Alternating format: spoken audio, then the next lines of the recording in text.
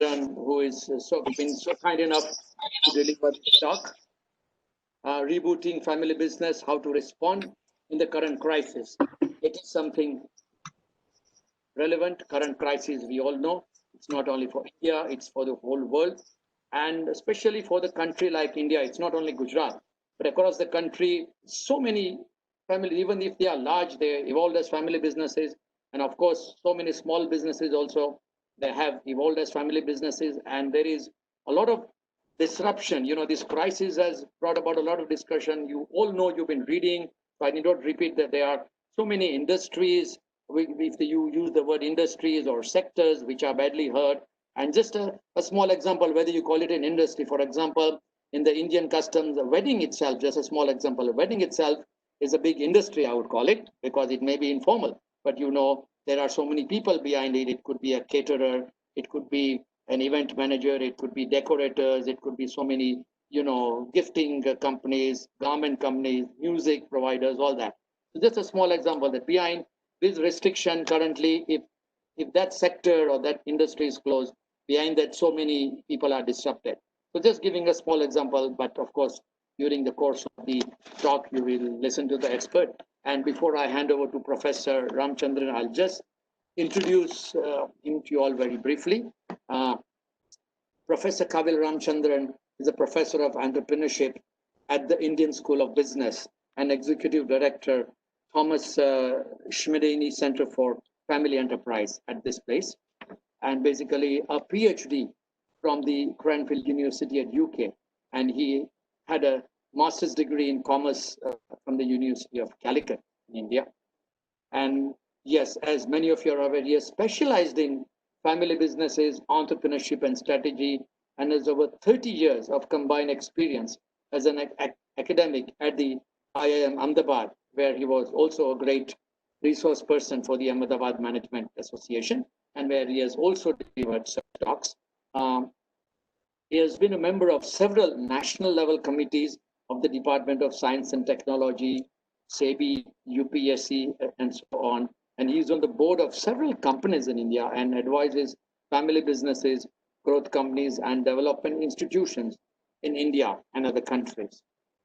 He has authored and edited 7 books and published extensively in reputed Indian and overseas journals. His consulting experience includes family businesses, governance, professionalization, succession planning, and so on. He's a frequent speaker to communities of family businesses in India and abroad, and has served on various advisory committees of the Government of India, SEBI, the World Bank, and so on. And his latest books, The 10 Commandments of Family Business, has been published by SAGE in January 2015. Very warm welcome, Professor Ramchandran, and I hand over to you. And participants, you please note that after 45, 50 minutes, we will have a short question and answer session and before closing down. Thank you and welcome, sir. All over to you, sir. Right. So good evening to you. Hope all of you are doing fairly well, in spite of the challenges we are experiencing, and we have to get used to that. And that's the reason I thought I would choose the rebooting family business as the theme. And when Mr. Keke Nair, an old friend from maybe 30 years from Ahmedabad, the Management Association, called me up and asked me to join you with some of my thoughts. And AMA is very close to my heart. Ever since I joined IIM, Ahmedabad in '86, I've interacted with AMA in different ways. So therefore, I have very sweet memories, not only about AMA, but about Ahmedabad. I often tell my friends, and all of us believe that Ahmedabad is our second home. So we love everything there. So we miss Ahmedabad in some respects and look forward to coming back to Ahmedabad once things are fairly normal. Okay, so let me share with you some of my thoughts on this, the challenges and the possible responses to the current situation. One of the things we know is कल that सुबह सुमित जी भी आ रहे हैं वहाँ पे 10 बजे अभी पहुँच जाओ तो क्लोज हो जाए may I request everybody to mute the mic, please? उसके बाद 10 बजे उसके बाद निकल जाना sir Yeah, that will be good. Thank you. One of the things that what we know is that the best is unknown. Okay. So how do you decide things that are to be done when you don't even know what's happening? It's like a tsunami. In March, mid-March onward, the tsunami was building up and it unleashed itself across the world without mercy. And the waves are still going on and it has not settled down yet. I mean, today morning I was reading that even in countries like Germany and France, it is coming as a second wave. So we haven't even finished the first wave of tsunami. The second wave has started in some other places. In Melbourne is lockdown. Some other places are there. In India also, in Telangana, I know that it is spreading now from Hyderabad to the interior. So it is going to be a completely uncertain world for a long time. Okay.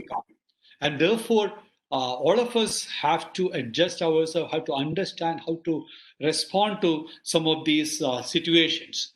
And I mean, we can't just sit back and accept that situation, but we have to confidently move forward and address that. And that's where I feel that we can learn something from the martial arts. So this is a photo of the Kerala's martial art, Kalarippayattu.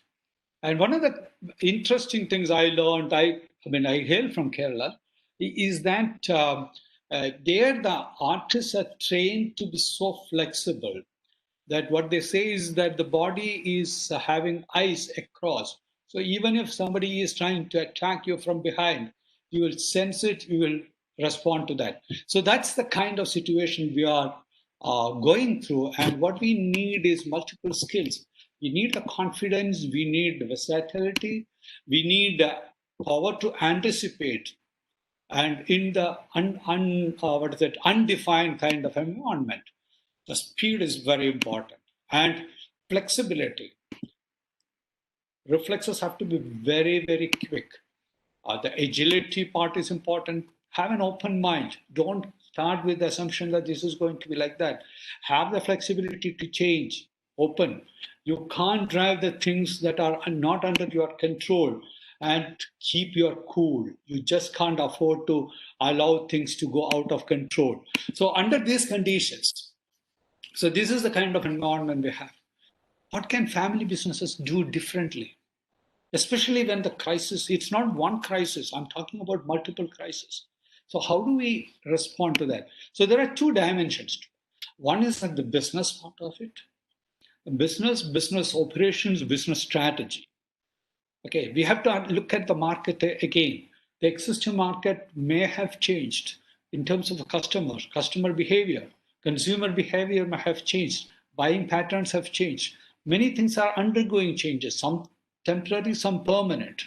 But the other part is that refine the family rules, especially for a family business. It's an undefined kind of situation. So family has to stick together, come together, and have to have the understanding to respond to that. So they need to have specific rules of the game. Who will do what, how, when. And unless you build this capability like a culinary artist or a martial artist, your response will not be quick. Your response will not be very effective. So that's what is required. So let's look at this discussion, this presentation into two parts.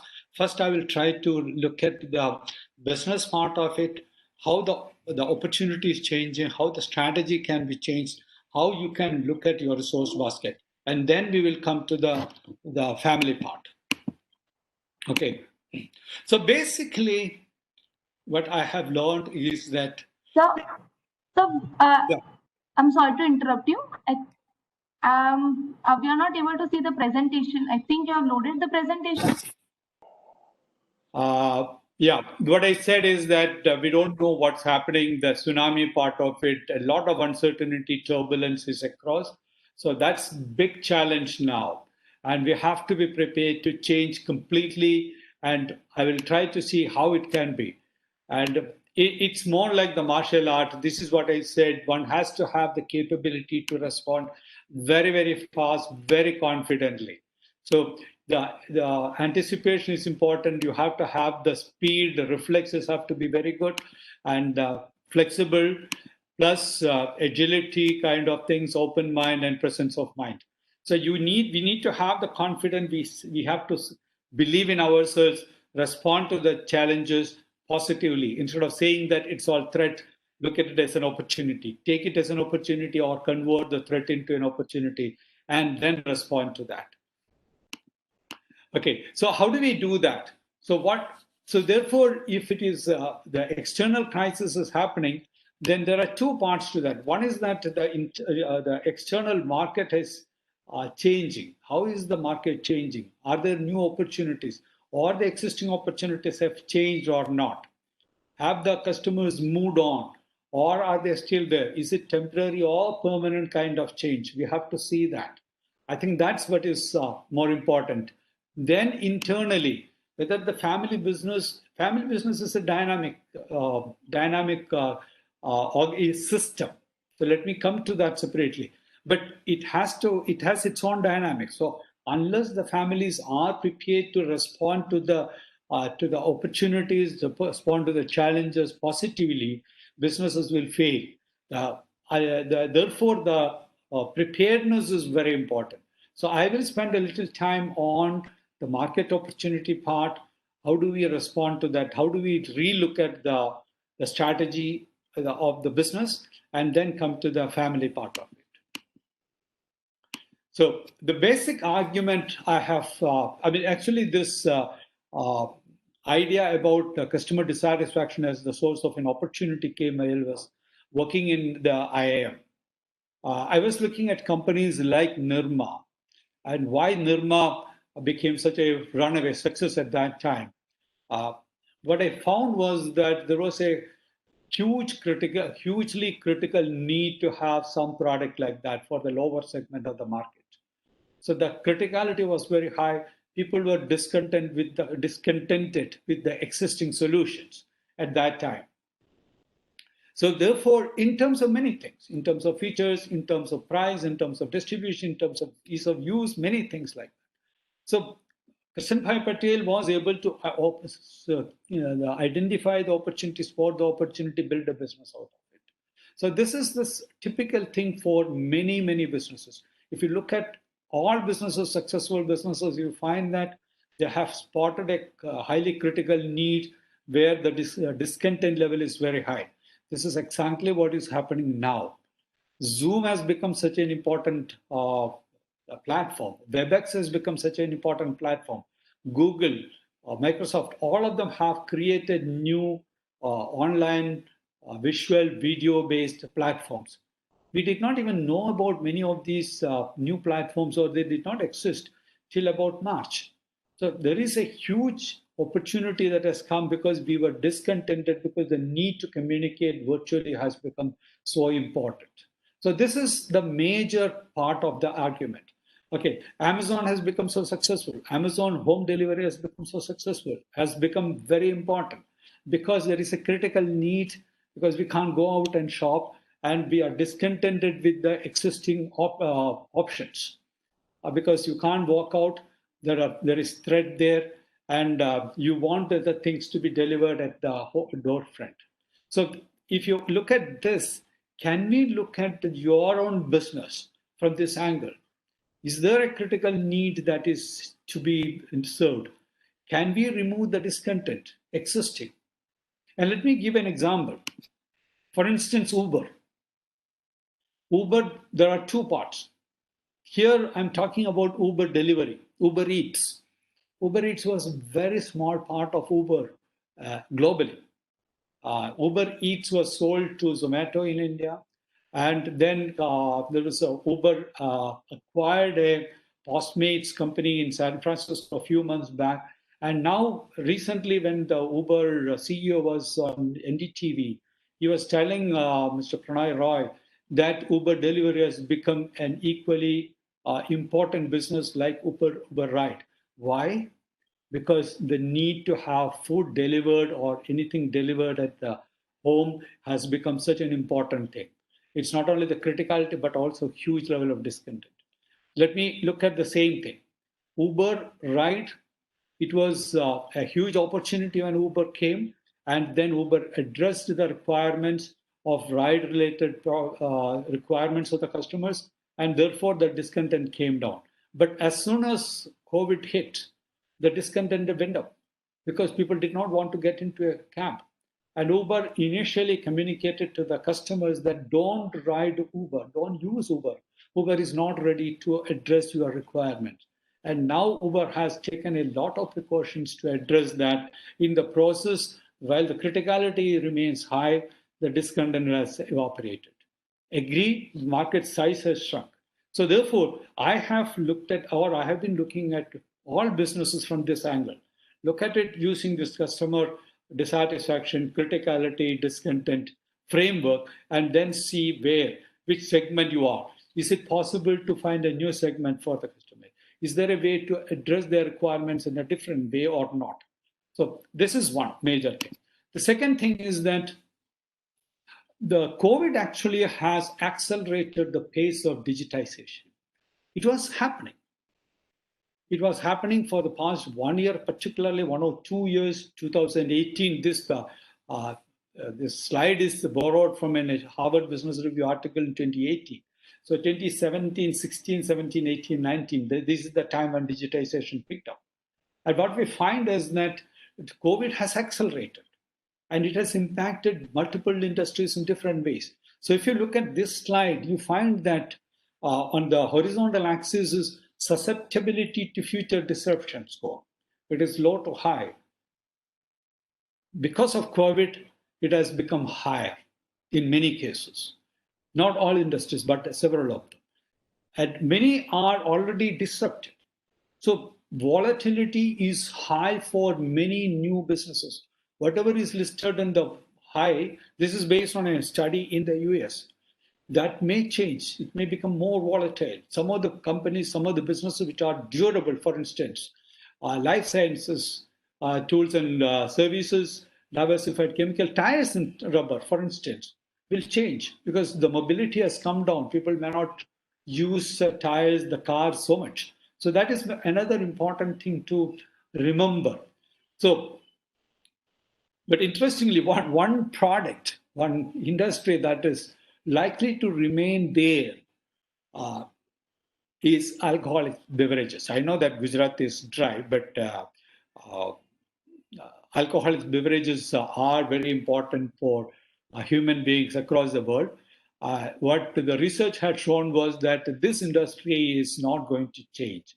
Whether there is COVID, there is disruption, or whatever it is, that business is going to remain. But across the other industries, you find that on one is that current level of disruption. What else is likely to impact the disruption? So look at this and superimpose this on the criticality discontent framework. So then I have another dimension, another analytical tool to share with you. So this is an adapted version of what we call the BCG framework, BCG matrix. So here, at the moment, most businesses are affected by liquidity. Even if the business is good, most of the businesses don't have so much of liquidity. But the future market prospects may be high, may not be high. So I have developed this on a 2x2 matrix.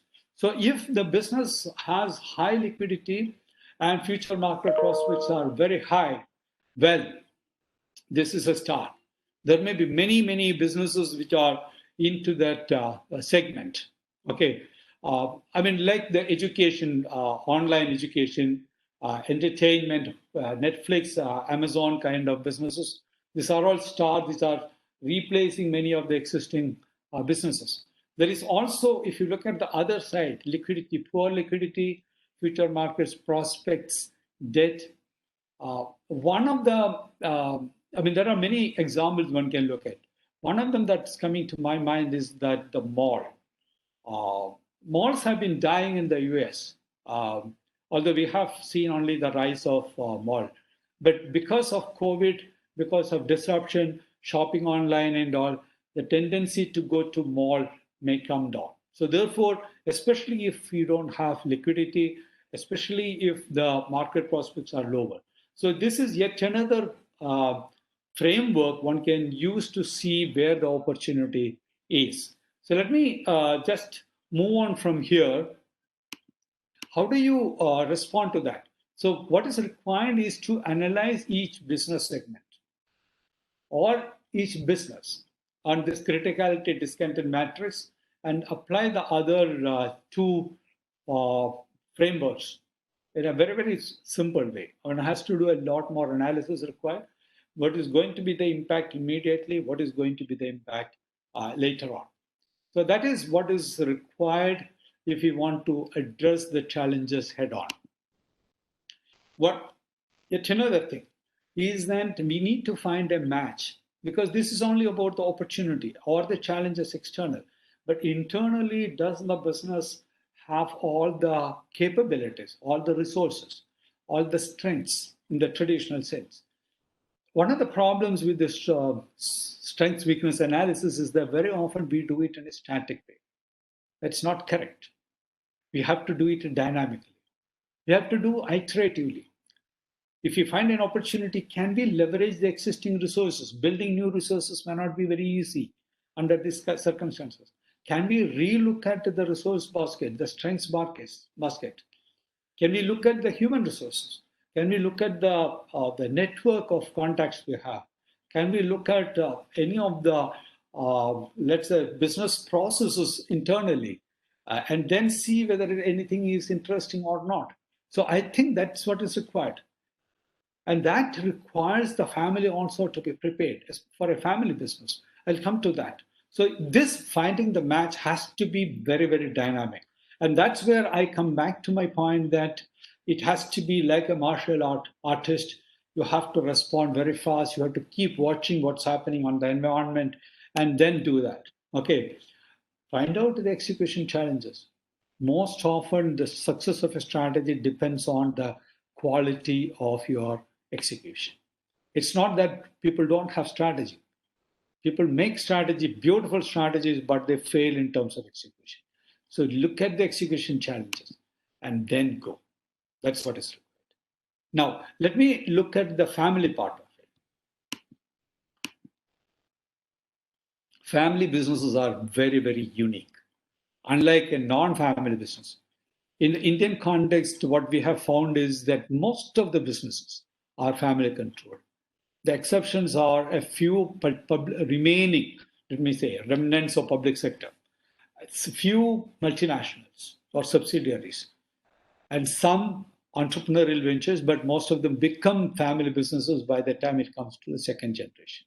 So they are unique. And why are they unique? Because of a variety of reasons. Okay. Let's look at this. Typical, you look at your own family business. Everyone is an expert. It's not only that. I have a definite view, and that's the only view, but it's correct. And I will argue from that angle saying that this is the only thing. You don't understand. That's what it is. Okay. And everyone is an owner. So since all the family members or most family members, especially the active generation, have shares in the business, they will say that I'm also an owner like you. And in many cases, it's all equal ownership. And sometimes there is no clarity about ownership. Who owns how much is not clear.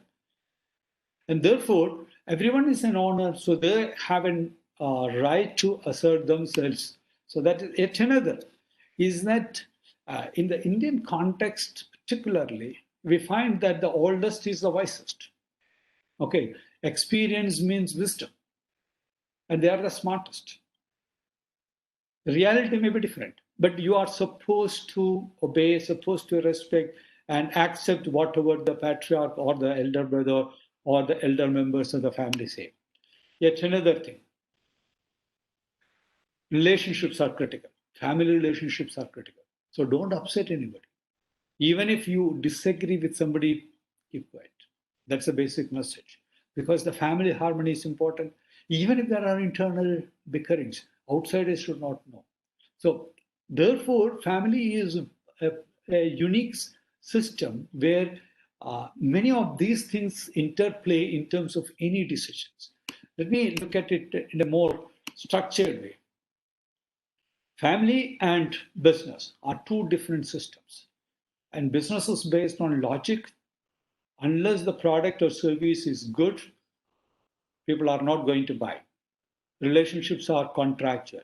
Customer loyalty is a myth. They will be there as long as you deliver value. And the family is based on harmony. As I mentioned, the relationship is very important. And in most cases, the family and the ownership may be superimposing, or ownership may be a subset of the family. So basically, these are two divergent systems. Business is more of the capitalistic kind of system. Family is more socialist. And we have a coexistence in the family. And the differences do come up, but we don't know very often how to address them. Let me add some more complexity. The ownership may be partly outside. So that adds to the complexity. And there are other dimensions which are not often understood or appreciated or admitted. Let's say that not all of them are equal. Not all the systems are equal and assertive. If you look at the three circles, there are 7 stakeholders. There are family members who are involved in the business, family members who are shareholders. Some of the family members may be involved in the business and shareholders, but not all of them. Similarly, business executives may be there, owners may be there. So there are 7 stakeholders, and they don't assert themselves always. Even the single stakeholder, like a family, will not assert itself uniformly. Okay, it's a complex interplay of shareholders as well as stakeholders. When I say stakeholders, there are family members who are not shareholders, but that's a very powerful entity, very powerful group. Okay. And in the families, typically we assume many things. We assume that the relationship is there. We assume that we know the others. We assume that whatever we are doing are the right things, and everybody will accept it. These are all assumptions. Okay. And we also believe that we know everything. That's an assumption. Okay. Then, if there is a crisis, then shareholders or stakeholders often behave unexpectedly. We don't even know how they are going to behave. So therefore, like the business external environment, which is a turbulent kind of system, family itself can become very turbulent. And unless the family spends time, develops the capabilities to address some of these challenges, it will not be able to address this. So family businesses have to work on both the fronts, business as well front as well as the family front. Therefore, there is a need to align. The family has to align rapidly. This is a society which is changing. We have seen change of joint family to nuclear family, joint living to individual living, or nuclear living.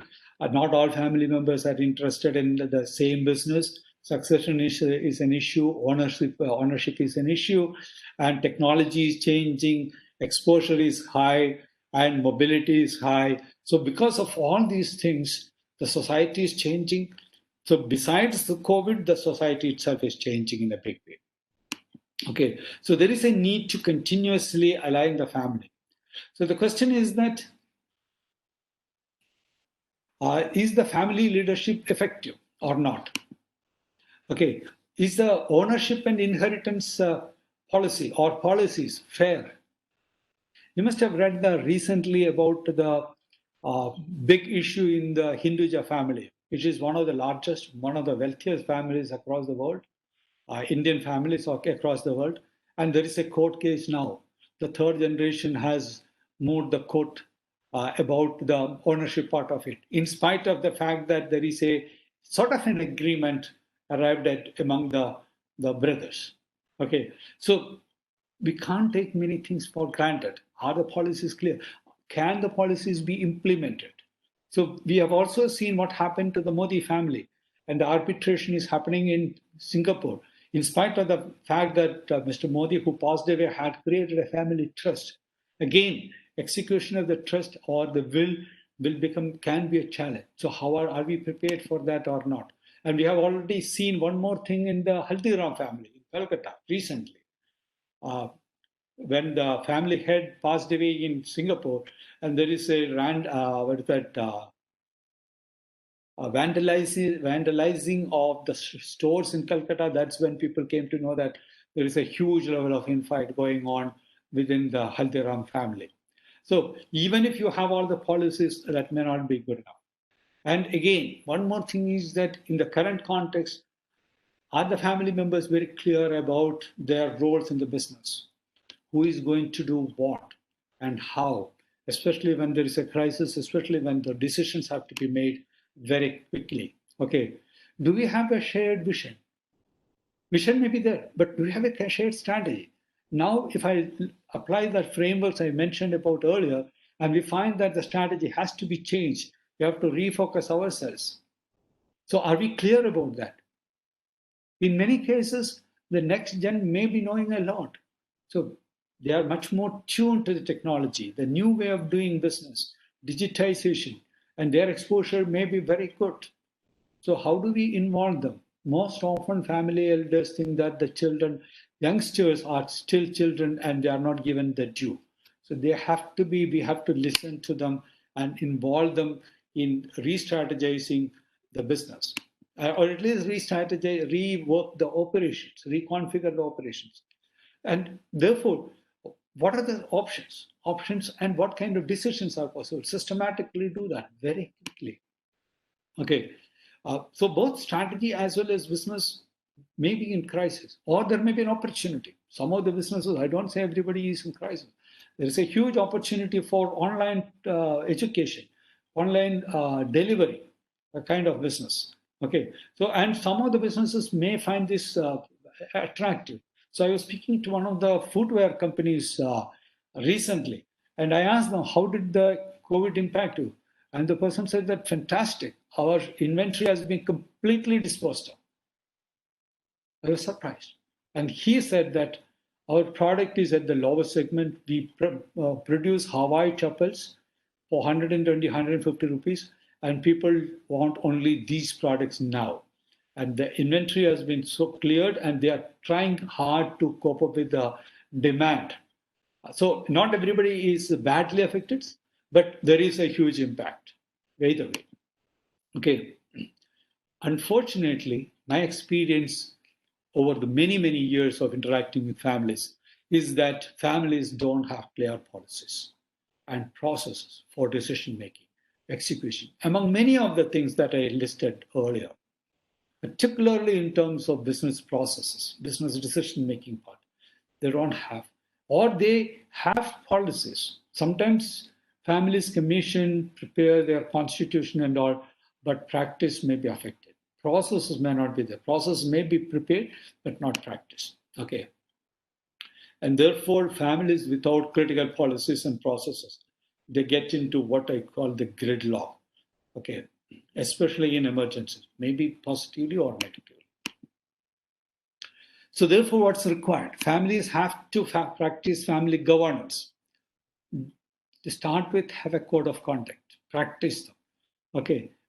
Write down what code of conduct is, what kind of things are important, how do you practice the codes of conduct. Okay. Governance policies involve maybe about who are the decision-making people, what kind of roles are there, responsibilities are there very clearly, decision-making processes are there, information sharing processes are there, and just reflect. Today afternoon, I was speaking to one of my family business friends, where we had a review of their decision-making processes in early March. So I asked them, have you been able to implement? And he said that to some extent. So I said that, why some extent? I said that sit down, review what has worked, what has not worked, why, and what kind of changes are required, how do we adjust? So sometimes people are not geared to implement many things. So it's only a process of practice. You perfect yourself in that. Okay. In the process, you develop clarity about decision making, because again, decisions may have to be taken fast. Okay. So the logical decision making process involves what is the goal, what are the criteria we have to apply, what are the options, how do you evaluate the options, what is the decision. This is a typical decision making process. We often do not define the criteria. We often do not generate options. When we meet for breakfast, we have some options, some criteria. When we think about it at some other time, there are new criteria, new options, and the priorities may be different. So what's required is to sit down, write down all the criteria and options, systematically analyze it, devote specific time for this. Okay. And then decide who will be involved in terms of execution, who are the people who are going to take decisions, who are the people who will be consulted, who will be getting the information. I call this as IADE. I have developed a framework called this, and which is the IADE framework. Okay, so this is very helpful to implement some of the decisions and to avoid ambiguity, to avoid communication gap. Again, never discuss business on family dining table. Avoid that. Have an office meeting. Why am I saying that? Because family dining room is a family context where harmony is more important. The hierarchy is different. The family elders are the more important people, and fights are not allowed. Even logical discussion may not be allowed. Differences of opinion cannot be expressed there. And it's not focused. More often you talk about the dishes, the items on the table, talk about sometimes about the business. When it becomes a little complex discussion, you keep it aside, and then people assume that decisions are made. Don't do that. Find a separate place. If you have a separate room, keep it as an office meeting room. If that's not the case, at least devote certain time for discussion or about the business. Convert the dining table into a meeting room. But when it is converted into meeting room, you don't talk about anything else. Look at it formally. The relationship, you wear the business hat and discuss. So again, watch out for drop in communication, in the quality of communication. Some people may become quieter. Some people may not be expressing. You have to encourage people to express openly, especially when there are seniors. They have a responsibility to elicit out thoughts from the others. So how do you improve the processes? Okay. Discuss code of conduct and values at every family meeting. The trouble is that very often family meetings are not held. Many families, I know that, including families that have gone through the process of writing a constitution, detailed constitution, they don't often meet. They don't often have structured family meetings or scheduled family meetings. Say that every month you will have a formal family meeting and have certain agenda, prepare the agenda, communicate it, keep minutes, more like a board meeting. But the unfortunate thing is that most family businesses don't have formal boards. So even the board meeting is a tamasha, is a formality. So at least at the family level, have the meetings conducted more systematically. You can have love and affection, but have the order at the family meeting. 360-degree feedback. Many companies do that for their employees.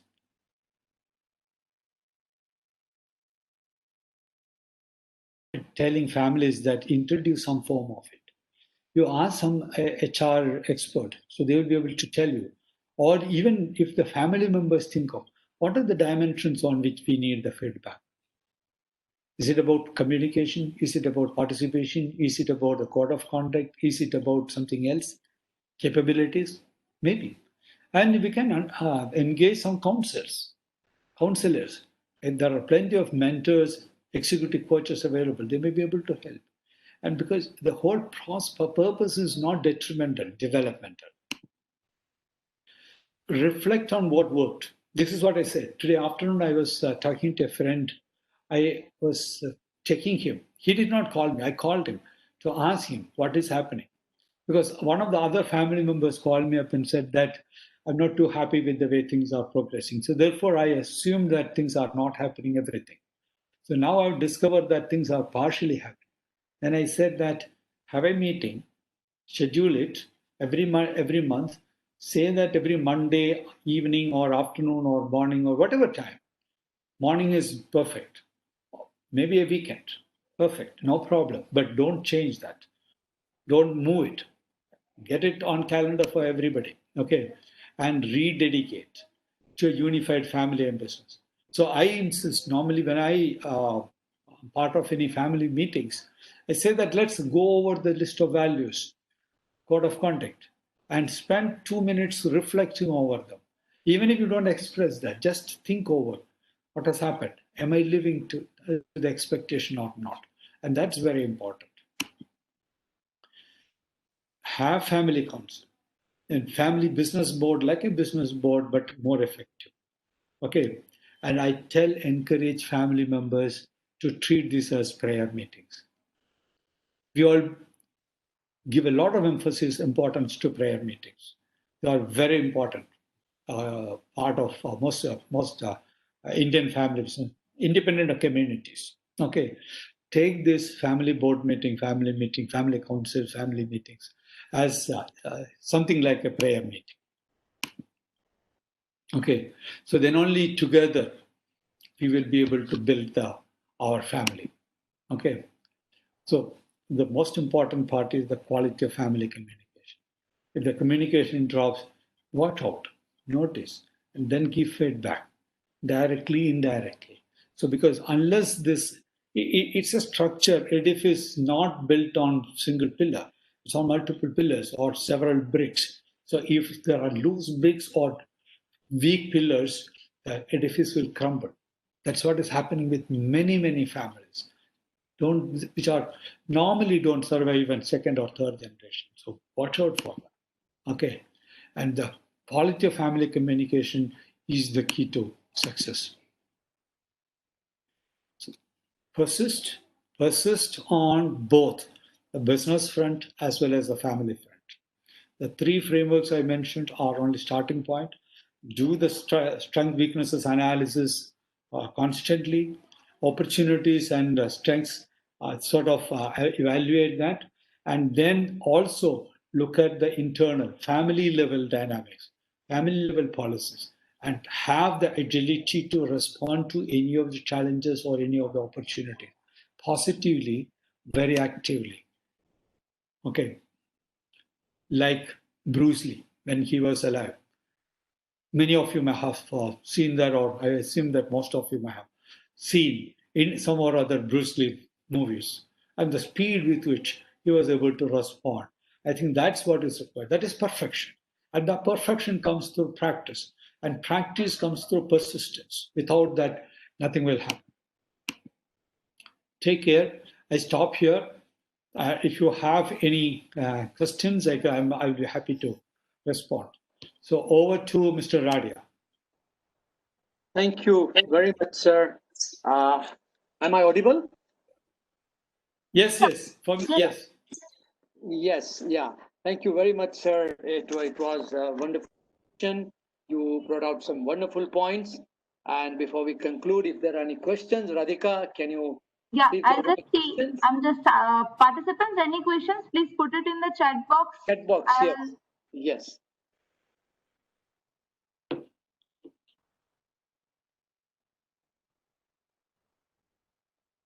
See, till the questions come, I'll just pass the remarks that, a sort of a wonderful take home today in terms of, you sort of laid a roadmap for basically, as you said, we must all confidently move forward. That is the main thing. And again, the wonderful examples you gave, even other than COVID, where families or family businesses or setups, they really excel, like Nirma, and you gave examples of even the Uber delivery in the current crisis. And similarly, the importance of the uniqueness of family businesses and how the family members have to analyze and align what is right for them, importance of their alignment, and then finally, the most important part of family governance. So we can definitely take the questions now, before we conclude. Please, Radhika, can you read that question, please? Sir, there is one question from Dr. Joginder. He had asked that how. Yeah, Radhika, can you? I don't think you need to read out the name, but if you just read out the question, that is good enough. Yeah. How to Because manage the reason family? is that sometimes I don't say that it is. Sometimes there will be sensitivity to some of the questions. Okay, I'll take care, sir. How to manage family hotel business? Yeah. Unfortunately, I mean, there are hotel per se is not one unified business. There are multiple segments of the hotel business. Okay. So if I look at it, some of the hotel, I mean, if I look at the hotel, there are two parts. One is that the hotel room business. The other is that the restaurant food business. Okay. So there are two broad categories. So what can you do temporarily with the accommodation room business as well as the other is the restaurant business? The room business may not go up immediately because the traffic has to start, people have to start traveling, and then only this will happen. So that is one major challenge. So can this facility be used for something else? So that is another important thing. So there are, I mean, I know that there are weddings still happening, may not be in large scale, small scale. Okay, so can we look at this as an opportunity where we can guarantee social distancing, we can guarantee everything the way Uber redefined themselves? Is that possible or not? Maybe especially boutique hotels may be able to look at it, especially if it is a resort, if it is not an urban hotel. Even urban hotels may be able to say that people who are concerned about coming for weddings, maybe 50 people, it is possible to do that. So that is one part. The food business, many hotels have started the food delivery. So you may have to redefine yourself whether are you only a sit-down restaurant or can you do something home delivery. I know that in Hyderabad, some of the topmost five-star hotels, they have home delivery of brunch or dinner or many other things like that, as you asked for. So it is possible to do that. I know that some of the others have started doing home delivery, even specially prepared food for that. I mean, I was reading about a similar experience in the New York area also, especially the same kind of thing. So food, maybe for the time being, you may have to see how best you can expand the food business. Can you have a tie-up with a Zomato or Swiggy and then get into food delivery business? At least that will keep you above water. At least there will be some cash flow. It will be break even. So if there is no fixed expense for the minimum fixed expense for the building, at least for the time being. So one has to look at what resources are there, what am I known for, what are the capabilities I have, how do I leverage it, how do I reconfigure the whole resource basket, and then look at it. If you are a wellness, I mean, for instance, if you have a resort, particularly, it's possible to convert it into wellness center and then take care of people. So that is also another important area. So there are multiple ways one has to look at the strength resource basket one has and then respond. Thank Okay, you, sir. Few yeah. more questions have popped up. Yeah. Can we take two, three of them? Yes, please go ahead. What would be the best way for a third generation member to approach to initiate for a family constitution? And what is the IADE framework, since the third generation feels bit confronted to initiate for a change, as our South Asian culture misses psychological safety? I would say that one of the major problems is that whoever is asking questions, sometimes people make a lot of assumptions, whether you belong to the younger generation or senior generation or middle generation. People assume that people are not ready to change. People assume that everybody understands the need for change. My experience is that that's not true. In most families, even families that have undergone training programs on family governance, family constitution, or anything like that, the understanding level is different. And therefore, I start with creating an awareness. I think the family has to start realizing that the family businesses are different, they are unique, their challenges are there. If you have to change, we have to involve everybody and understand the dynamics of family business. So therefore, the starting point is what I call is like the prayer meeting, satsang meeting. Look up YouTube, look up any of the online platforms to look for materials, download, discuss, or hire some consultant, or attend some programs at AME or other places. So if that is there, then my experience is that since the family has a unified intention of prosperity and staying together or staying harmoniously, they will be prepared to start a dialogue. And that's a starting point. And then one can find out where changes are required. It's a process. It takes time. You can't bring about changes within 1 week, 2 weeks. It may be a 6 months process or 1 year process, but work at it. Some people change fast, some people take time. It doesn't matter. Persist. Okay. Okay, Thank you, sir. yeah. There's one more question. That is it a good time or bad time for family business involved in core industry diversify into new age tech business such as AI? And is there any framework or strategy for such a transition, which involves aggressive strategy, competency building? I don't think that I can give an answer in 1 minute or 2 minutes. Yes, I would say that family businesses, I see basically families are entrepreneurial families. If you look at the first person who started, maybe 5 generations, 10 generations, so there must have been a change from what the family was doing. So that was a diversification. So agriculture to trading, trading to manufacturing, manufacturing to services.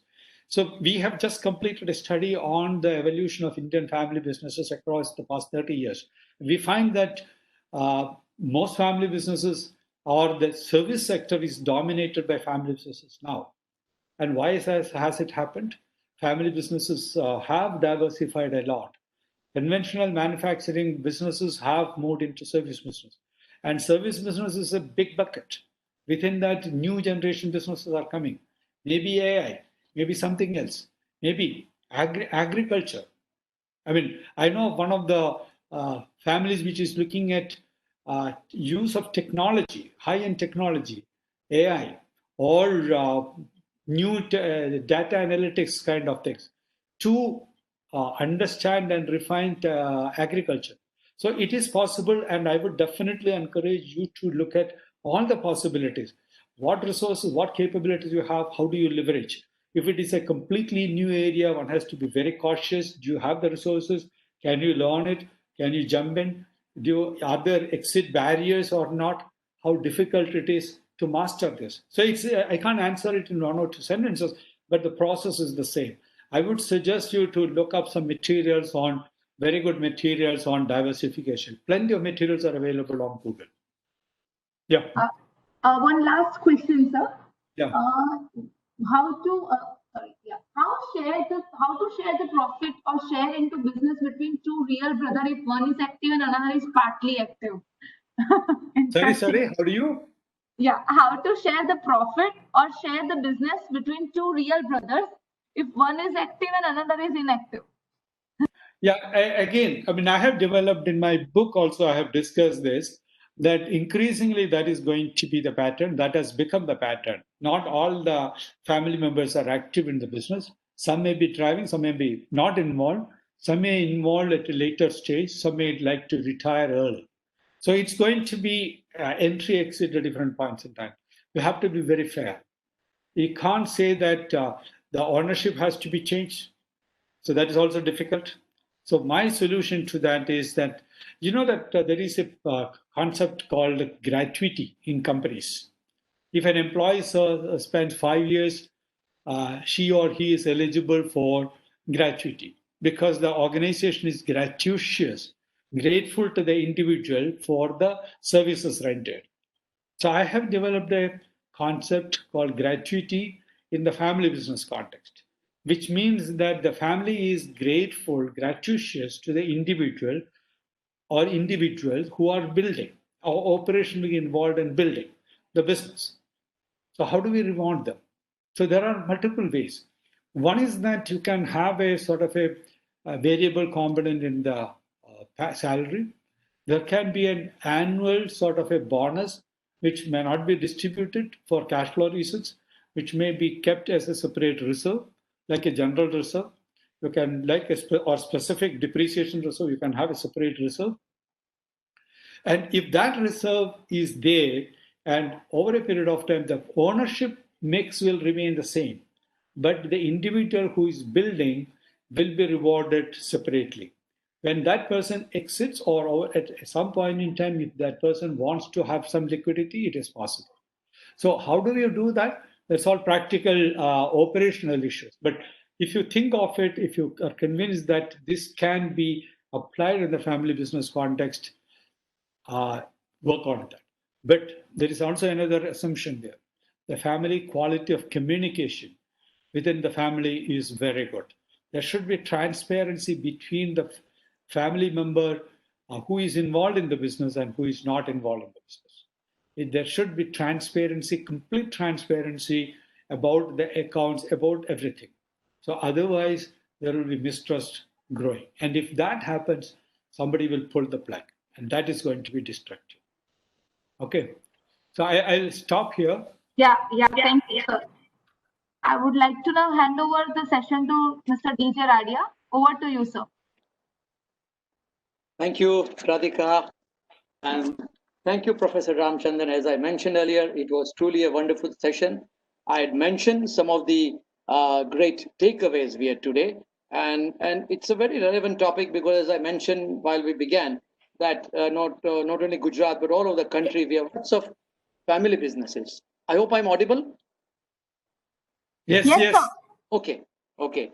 And particularly when you were answering the questions in the last part, a very important thing has evolved, that the continuous transformation of family businesses. We have seen in Gujarat and large family businesses in India that how 20 years ago they were in a particular business, and gradually they transformed themselves. They also diversified. Some cases it was a progression, they went into a formal integration, but there is also a transformation. And today we see a lot of examples where the second or the third generation especially, they have entered the new age businesses, and they maybe start small and they test the water, and then gradually they scale. And they were smart enough to see that these models are scalable. So scalability is very important. Sometimes, there were mistakes that they went into businesses where the volumes were not there, or the demand was not there, or it was not scalable. So these aspects are there. And as you mentioned, over the years, the systems and processes have gradually come into family businesses. They have evolved systematically. There is a level of professionalism. Even if the family members are themselves involved in the execution, in the day-to-day operations, but the presence of proper system and processes, the transparency, that makes all the changes. So once again, Professor Ramchandran, thank you very much for this talk. Thank you very much. And I thank all the participants for not only for attending, but asking very relevant and important questions. And friends, do keep on coming to AMA webinars. You can see our websites, and our members are getting all the emails from time to time from us. And by the way, like family business and other businesses, AMA is also transforming. The COVID crisis also, as you said, they really actually pushed us to go digital. So today, all our processes, including our open lectures, our MDPs and diplomas, are online, and it is teaching us a lot of things. So let's learn and change with an open mind. Thank you all once again. Thank you, Professor Ramchandran. Thank you very much. Good luck to you. Thank you, sir. Okay, and with your permission, I end the session, sir. Yes, please go ahead. Thank you, sir. Thank you. Thank you. Okay, Professor Ramchandran, we'll have different occasions where you can be with us again, sir. Yeah. Yes, I look forward to Mr. Radia. And really grateful to you that you mentioned that really Ahmedabad and AMA is very close to your heart. So we really No, no, Thank you very much. I say it from the bottom of my heart. So we all I love. can understand, sir. Thank you. Thank you. Thank you very much. Thank you. Bye. Thank you, sir.